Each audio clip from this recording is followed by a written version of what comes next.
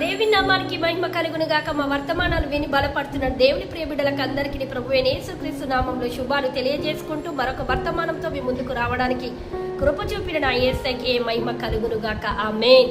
చూడండి దేవుని బిడ్డలారా, కుటుంబంలో మరి భార్య భర్తల మధ్య కావచ్చు, అన్నదమ్ముల మధ్య కావచ్చు, అక్కచెల్లెల మధ్య కావచ్చు, ఎనీ పర్సన్ మరి మిడిల్లో ఒక సమాధానము లేక, శాంతి లేక, నెమ్మది లేక, మరి విసిగిపోయిన కుటుంబాలకు చక్కటి మాటను తెలియజేయాలని నేను ఆశపడతా ఉన్నాను దేవుని బిడ్డలారా. మరి దేవుని యొక్క వాక్యం సెలవిస్తా ఉంది. యోబు గ్రంథం 22వ అధ్యాయం 21వ వచనం సెలవిస్తా ఉంది. ఆయనతో సహవాసం చేసిన ఎడల, ఆమేన్, ఆయనతో సహవాసం చేస్తే మనకు సమాధానమును, అలాగునే మనకు మేలు కలగబోతుందంట. ఆమేన్.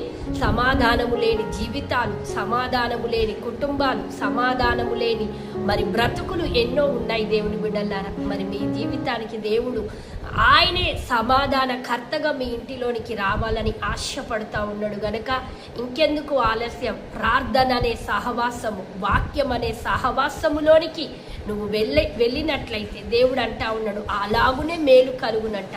నీకు మేలు స్వస్థత రూపకంగా, మేలు ఏ రూపకంగా కావాలని నువ్వు ఆశపడుతున్నావో ఈ యొక్క మాట ద్వారా, ఈ వర్తమానము ద్వారా దేవుడు నీకు అనుగ్రహించబోతుండు గనక నువ్వు నెగ్లెక్ట్ చేయకుండా, నిర్లక్ష్యంగా ఉండకుండా దేవునితో నువ్వు ప్రార్థనలో గడపడానికి దేవుడు ఇచ్చినటువంటి ఆ దివ్య వాక్యముతో సహవాసమును చేసినట్లయితే సమాధానముతో పాటు దేవుడు నీకు మేలును అనేక రూపాలలో నీ కుటుంబాన్ని దర్శించనన్నాడు గనక మరి దేవుడు నిన్ను, నీ కుటుంబాన్ని బలపరిచి నడిపించి ముందుకు తీసుకెళ్ళును గాక.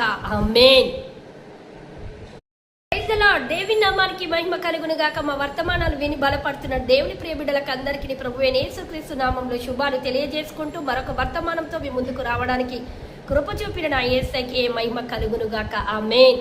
చూడండి దేవుని బిడ్డలారా, కుటుంబంలో మరి భార్య భర్తల మధ్య కావచ్చు, అన్నదమ్ముల మధ్య కావచ్చు, అక్కచెల్లెల మధ్య కావచ్చు, ఎనీ పర్సన్ మరి మిడిల్లో ఒక సమాధానము లేక, శాంతి లేక, నెమ్మది లేక, మరి విసిగిపోయిన కుటుంబాలకు చక్కటి మాటను తెలియజేయాలని నేను ఆశపడతా ఉన్నాను దేవుని బిడ్డలారా.